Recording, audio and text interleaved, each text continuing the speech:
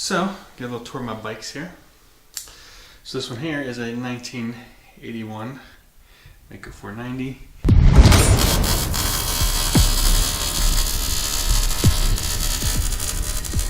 You see I've been messing with it. I switched the ignition out.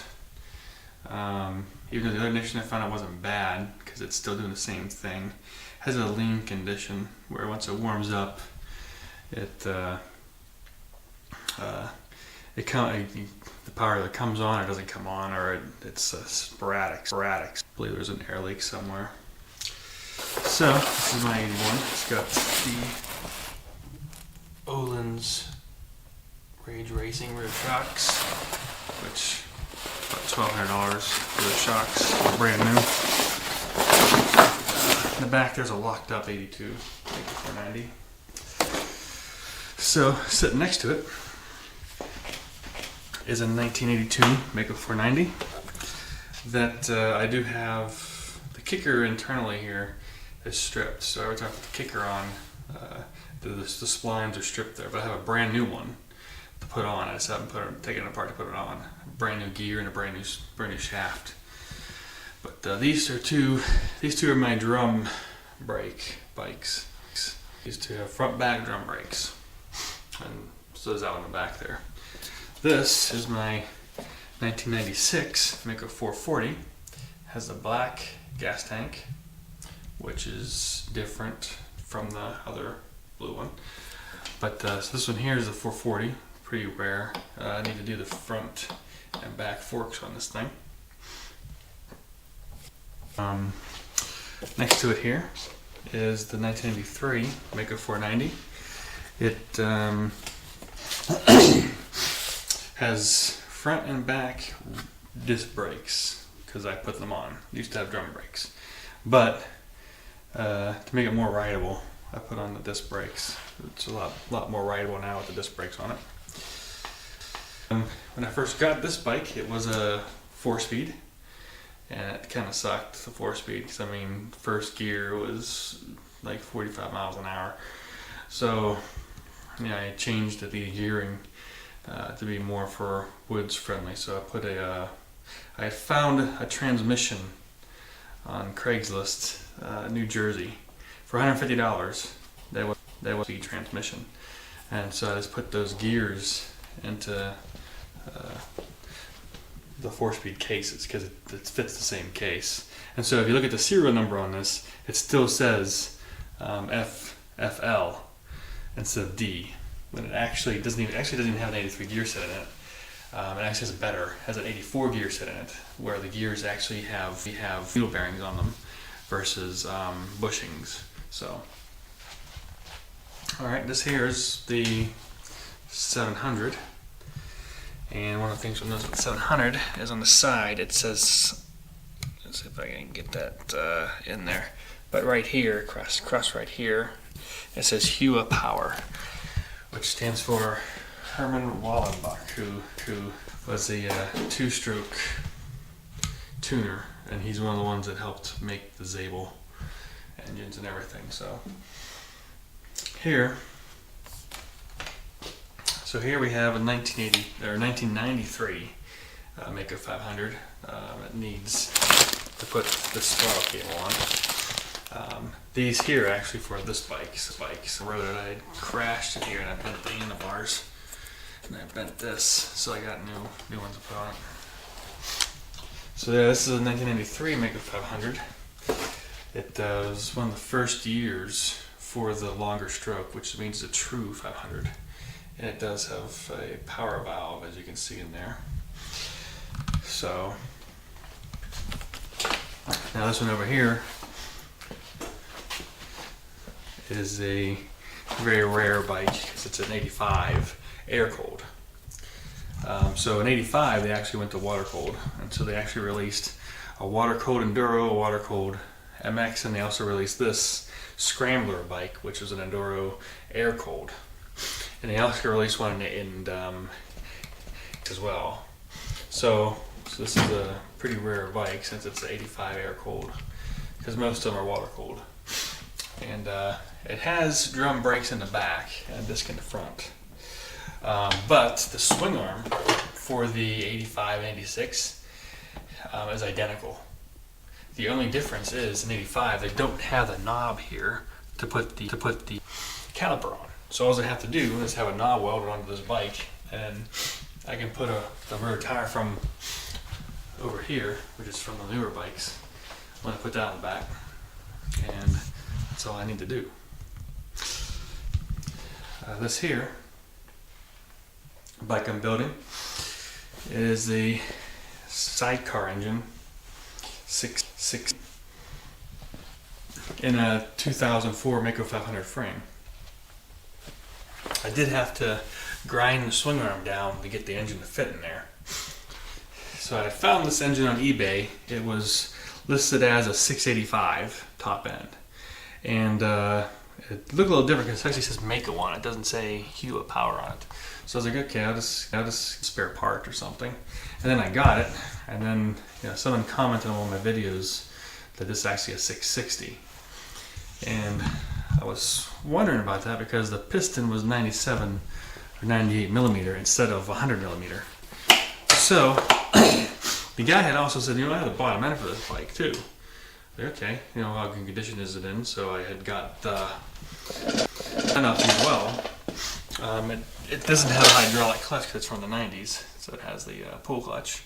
And of course it was in bad shape. It had mud all through it. It was terrible. So I had to have it, I did it myself. I rebuilt the engine completely. And I also lowered first and second gear, because first and second gear in these things is very high geared. So I lowered first and second gear, so it's for enduro. And a couple things we had to do to get this thing to work was the connecting rod would actually hit up the cases. So I had to have, so RB Designs is the one who did the connecting rod, and so he also had to grind down the rod to make it fit. When I looked at the old rod, it had to do the same. So whoever had this bike originally had to do the same thing. And I was lucky to get a new old stock side case because I didn't have the clutch cover, and I got a brand new clutch for it. Completely brand new, because the other one was garbage. And I had to also have RB Designs make this metal plate in here and put 2 gaskets on it, because with just a single gasket, the piston was hitting off of the head. It wouldn't move, so I had to do that and test the squish level and everything. So, but and you can see here I got the fans working. So that's the store the 660. I put a RB Design also helped me do this modification here, where we have a RM 250 front end on it. The seats are YZ, the back fenders are YZ, the side plates are YZ. This gas tank, and this is Maico, and then front fender is RM 250. And this box is the original motor. It still runs and everything. It's still put together mostly. I've had stealing parts out of it a little bit here and there, but that's the 500 just sitting there. Alright, so next bike. I have another couple engines sitting around. I have some frames, but so this here is actually a 2004. It's the same bike as this one actually. Same frame, same engine. Except I've lowered first and I rebuilt this, and I lowered first and second gear. So that first and second gear is enduro. Because I used to have. Show the sprocket here. If you don't lower the first and second gear, you need a humongous sprocket to make it usable in the woods, because they're geared to go 50 miles an hour in first gear. So this bike here now, after I already built it, I lowered first and second gear to and so this is a 2004 Maico 500. Completely rebuilt recently. By accident, didn't mean to rebuild it. I just rebuilt it anyways because I found that there was some scraping, and I thought that maybe that somehow when it was sitting, either water got into it and the bearings were bad, or something about it was scraping whenever I would. And when I took it apart, I found out eventually that it was actually the magneto had melted underneath the flywheel, and that was the scraping. So anyhow, it was good to rebuild anyways, because the lower first and second gear, so I could take that huge sprocket and put a regular sprocket on the back. So this here, 2004 also, has my custom graphics on it though. It is a 2004 Maicos 620, which is the exact same thing as the 700. It's just not bored out. The 700's bored out the 685 cc's, where this is only 616 cc's. So I believe the piston in here is at 90 or 95 millimeter. But this one here was actually an ATK import originally. So that's the 620 there. And then the last bike we have here is the 1986 Maico 500. The thing I did to this bike, I need to put this on it because last time I went out, the rear cable got chewed up by the chain. But this bike here, the one thing I did do to this bike, which I may end up having eventually do to that bike there, but maybe not right away, was that these bikes here, and I also have in particular, I also have a coolant gauge on it. But I made this have newer radiators, and I upgraded the cooling system to the newer model. So the old model was you had a smaller radiator on this side and a larger one on the other side, and the head, like an old Honda, would actually split and go to both top, and then bottom would combine and go back in the engine. The way I have it now is that the head goes only to this one at the bottom, and this one at the top up here goes over to the other one, and then the water goes back down and then into the engine. So the water has to travel through both radiators. The coolant has to travel through both radiators before it goes back in. So it's a bit better. And that sometime in 94, 95. So the 93 has the old style still. So you can see I have a bunch of tires over here and stuff. There's a hub for the 660, the front hub, the RM250 hub. It painted blue, and it's going to have black rims. I have brand new black rims for it as well. I need to spoke that stuff and everything. So you can see I got a Trouse tire that's going to go on the 700.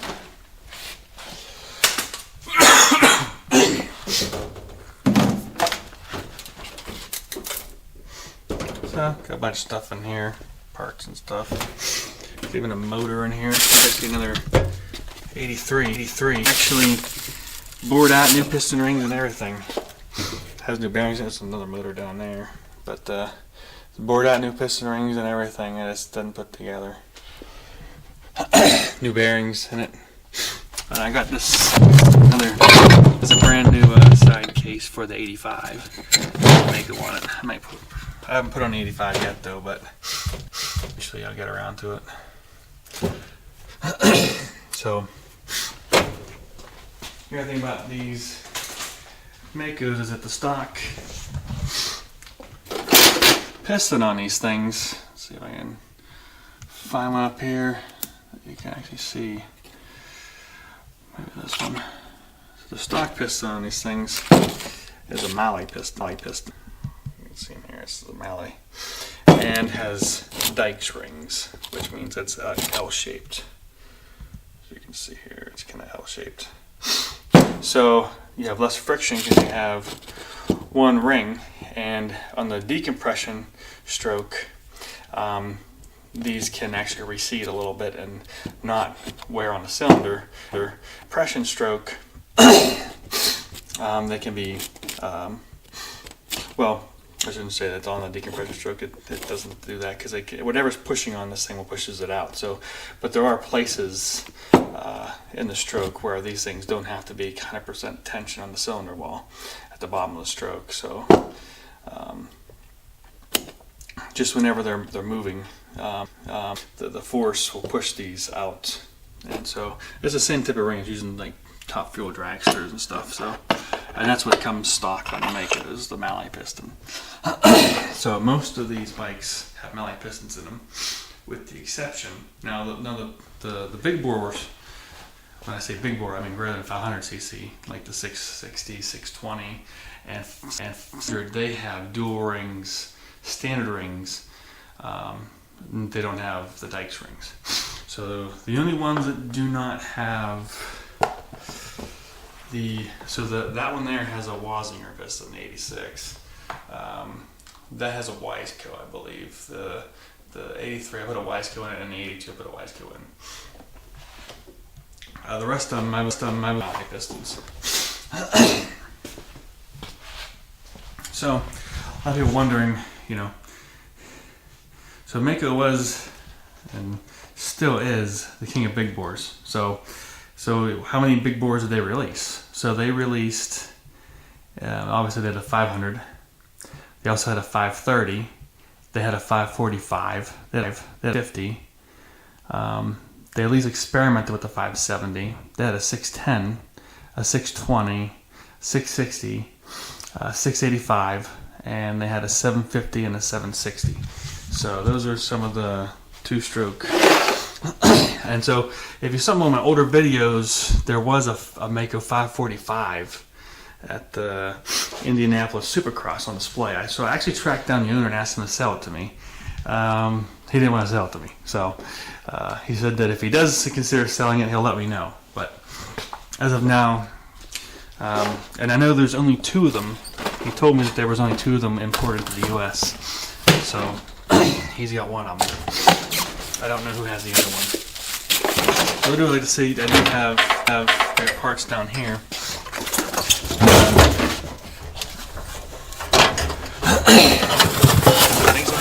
So there's another 86 500 cylinder, and then that cylinder right there is a 610.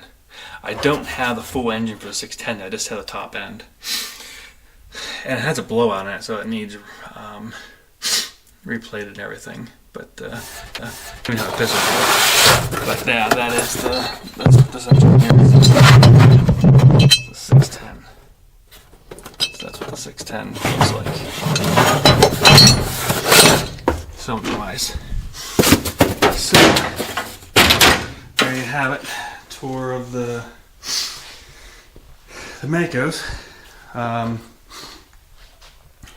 What about these bikes is that they're fairly well built, the engines, because they have 3 crank bearings, and 2 of them are roller bearings, and 1's a ball bearing.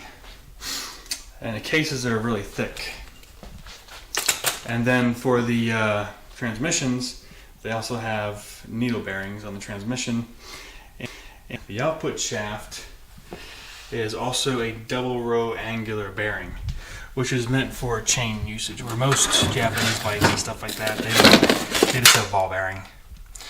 I don't know if I have another example in here. I think I put my bearings in here, but an example of what a double row angular bearing would look like. I have a bunch of bearings in here.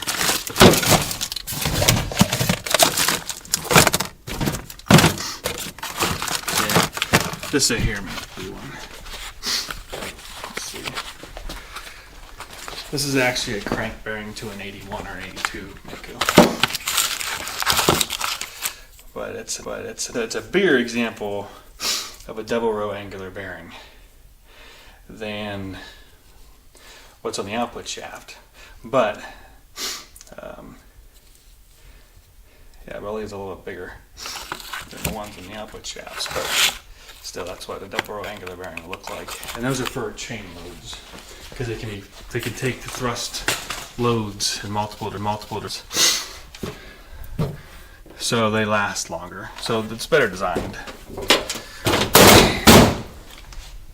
So there you go. That's the tour. And this pipe here, I got from Germany. It's actually a Zabel 700 pipe. I was told that it has more torque, but you do lose I think 600 RPM on the top end with that pipe. But it's see how this bike goes once it's all together. So anyhow, that's the tour of all the Maicos I have. And yeah. And I used to have a Husqvarna 500 XC and a CR500 and a KTM 495, but those are the ones that I got rid of. They weren't really. The KTM was okay, but Maicos are definitely better.